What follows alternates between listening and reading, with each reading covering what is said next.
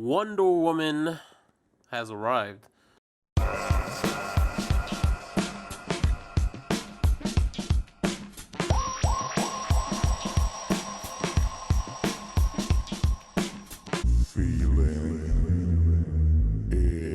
What is up, people? YouTube, it's your boy Gabani, coming for another Gabani collection video. Anyway, this is Wonder Woman from the DC Multiverse set, Last Night on Earth. If you haven't read that comic book or know what I'm talking about, please watch the video before this one. I'm explaining everything.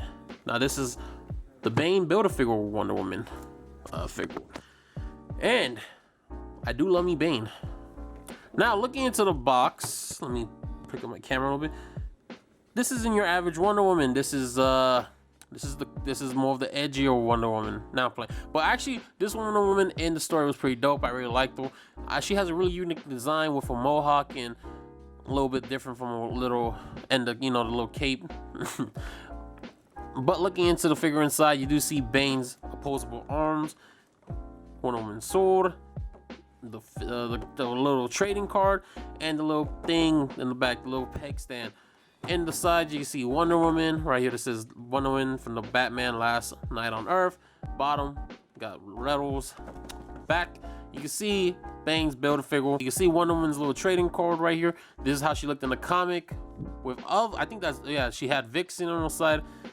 I think she had, but she did had all the women of, well, not all of them, but most of the women of DC Verse together fighting, and that was pretty cool.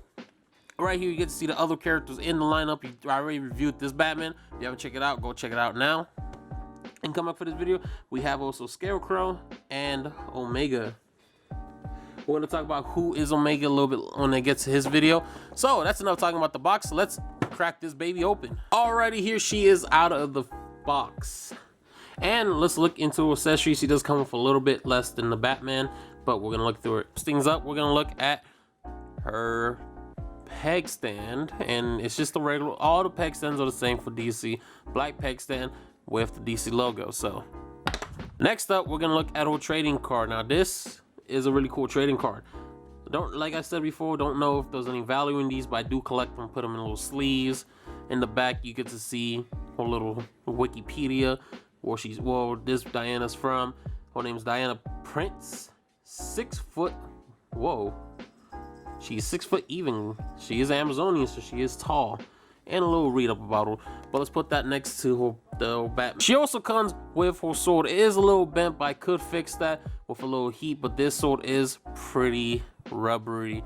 But this is a really cool sword. I believe this is the same sword they had in the movie. And she does have a little sword holster. I don't know if I can take that off. We're going to look into it in review. As here comes the Bane figure pieces. She does come with both arms, and these are heavy. Like, knock someone out with this. Bane is a big guy, so I'm honestly not surprised that this one's big. Like I said, I really like this Diana, this Wonder Woman figure. For some odd reason, some Wonder Woman figures can't really, I'm not really a fan of them because, I don't know, something about them just, I don't know, I just can't really get into, I don't know how to explain, but this one's really cool. I don't know why, just the way they portray, like, they portray her honestly way good. Looks like she's a badass. She's obviously a badass, but I don't know, something about this one particularly. Anyway, looking at her face sculpt, it is beautiful. Her little mohawk in the back, really cool. I really like the shading they did to actually, like, instead of it being skin tone, you could actually see the little hairs that's growing back. And coming down, you can actually see the whole iconic Wonder Woman outfit coming with the, instead of having the actual gauntlet, or not the gauntlets, but the little wristbands, she has more of a gauntlet. And coming more down, in the sides, you do see she has like a weapon right here, but you obviously can't take that off. That's just molded in. And the little holster for the sword, we're gonna put that in. I think you could take this off. Oh yeah, you can take this off, but it does leave a big hole right there, and it kind of ruined the whole thing if you're doing a pick fit. So I'm gonna plop that back in there.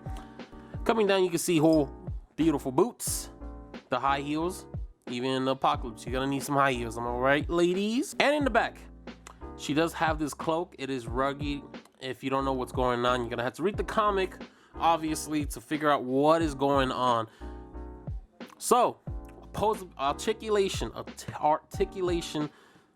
So, because of the hair, this little hair ponytail right here in the back, she can't look up that far, but she can look down on you as the peasant Yor, because she is a queen, a goddess, an Amazonian.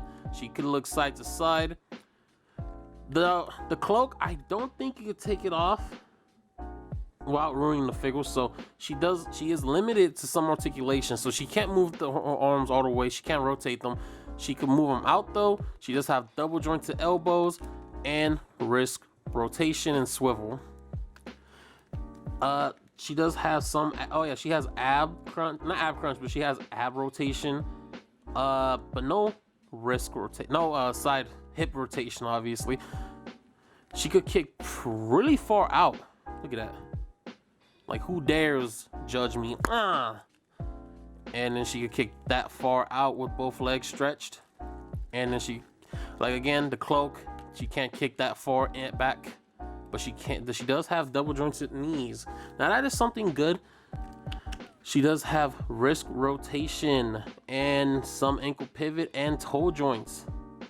That is good for poses. Now we're gonna put the figure, we're putting the sword in the figure holster right there.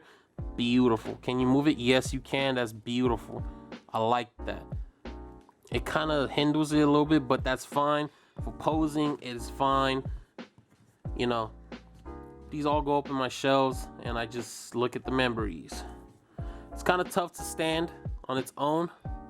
Well, it's kind of, yeah, there we go. This is the DC Multiverse Wonder Woman. She does stand a little bit over 7 inches. Obviously, she is Amazonian, so she's gonna have to be tall. Like I'm tall. Now, comparing her to other figures, she is standing next to my Gotham Gaslight Batman and my Mortal Kombat McFarlane toys Spawn.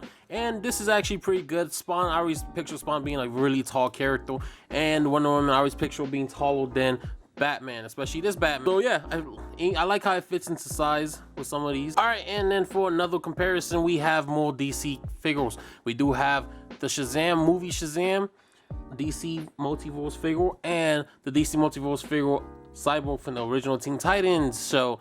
And again, Shazam is a movie character, the movie version of him, so not really expecting, but I guess the comic book actor, you see, should be a little bit taller. And they fit about the same height. I'm honestly liking that. But comparing it to other figures like the Marvel Legends, here she is standing next to the Marvel Legends Daredevil and the Marvel Legends Valkyrie. Now, Valkyrie and Wonder Woman, I guess, stand good size comparison, but the Daredevil looks like a child compared to Wonder Woman. But that's fine because it's not supposed to, well, that's one of my gripes about this DC Multiverse sets and Marvel Legends. They oftentimes don't fit the size, but I could look past that sometimes. And here she is standing next to Batman from the same set, and like I said, I do like the size comparison. I always picture women being taller than Batman,